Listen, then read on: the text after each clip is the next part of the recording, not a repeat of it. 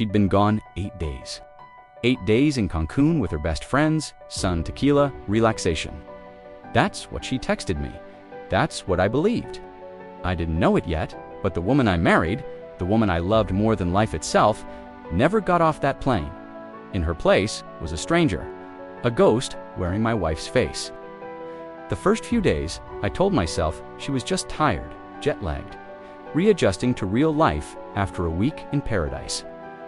I gave her space. I made her favorite meals. I tried to talk to her, to ask about the trip, about the inside jokes she must have shared with her friends, about the color of the ocean. But her eyes were vacant.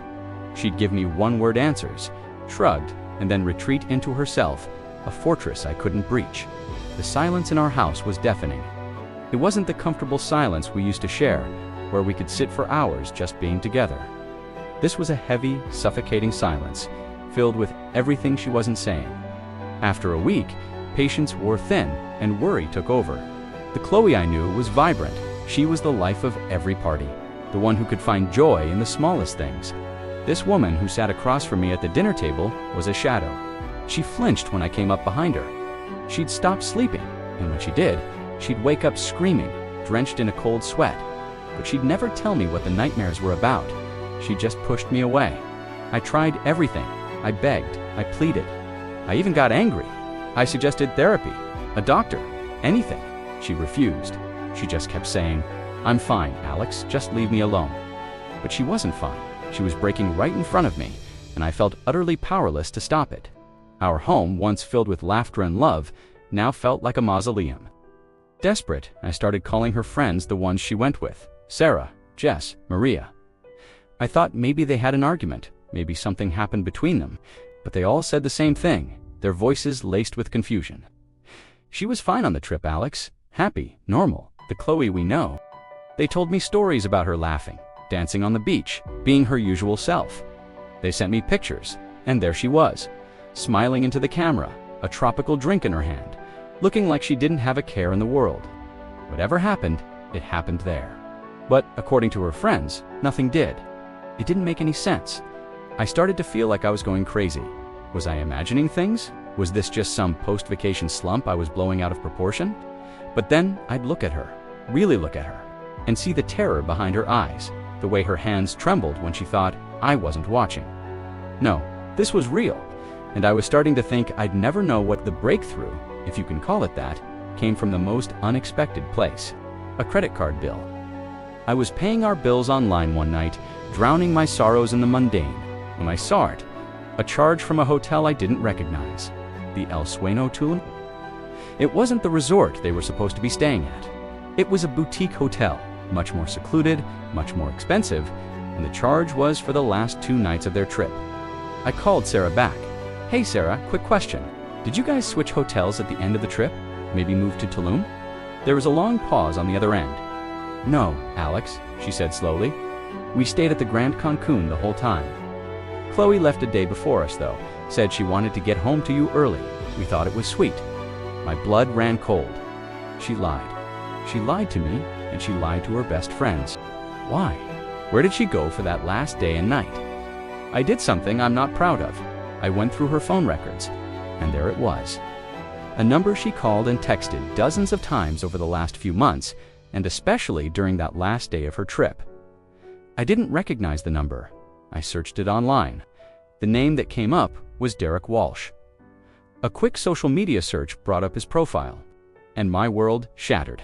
There were pictures of him in Cancun, pictures of him in Tulum, tagged at the El Sueno Hotel.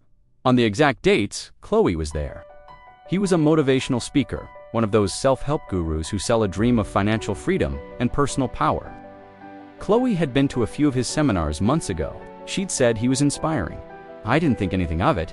Now, seeing his smug face on my screen, I knew. I knew with a gut-wrenching certainty what had happened in that hotel room. This wasn't a consensual affair she was hiding. The violence of her reaction, the terror, the self-hesitation, it all pointed to something so much darker. My first instinct was pure rage. I wanted to find this man. I wanted to destroy him. I wanted to make him feel a fraction of the pain I was seeing in my wife's eyes every single day. I looked up his address, his upcoming events, My mind was a blur of violent, vengeful thoughts. I could ruin his career, expose him for the monster he was. But then I looked at Chloe, sleeping fitfully on the couch, looking so fragile. And I realized if I went down that path, I'd lose her completely. Exposing him would mean exposing her, forcing her to relive the trauma publicly. She wasn't ready. Maybe she'd never be. He had taken so much from her already. I couldn't let him take me too, so I made a choice. Revenge isn't what you think. It's not fire and fury. It's not about making them hurt the way you hurt. Sometimes, the most profound revenge is just living, fully, loudly, unashamed, and helping the person you love learn to live again. I deleted his number from my phone. I blocked him on every platform. I erased him from our digital world. And then, I focused on Chloe. I stopped asking questions. I stopped pushing. Instead, I just started being there. I'd sit with her in silence, not demanding anything. I'd put on her favorite movies, even if she didn't watch them. I started leaving little notes for her, reminding her of happy memories we shared before the trip. I brought home a puppy, a little golden retriever, hoping a new innocent life in the house might reach her in a way I couldn't. Slowly, painstakingly, there were cracks in the wall she'd built. The first time she smiled was when the puppy tripped over its own paws. It was a fleeting, watery smile, but it was there. The first time she spoke about it, she didn't even say what happened. She just woke up from a nightmare and whispered, "It wasn't my fault." And I held her and said, "I know. I've always known." We found a therapist who specialized in trauma, one who would do home visits. Chloe agreed to see her. It was a long, brutal process. There were days she'd retreat back into silence, and days she couldn't stop crying, but she was fighting. For the first time since she came back, she was fighting. We took back our life, piece by piece. We sold her house, the place that held so many of her new, bad memories.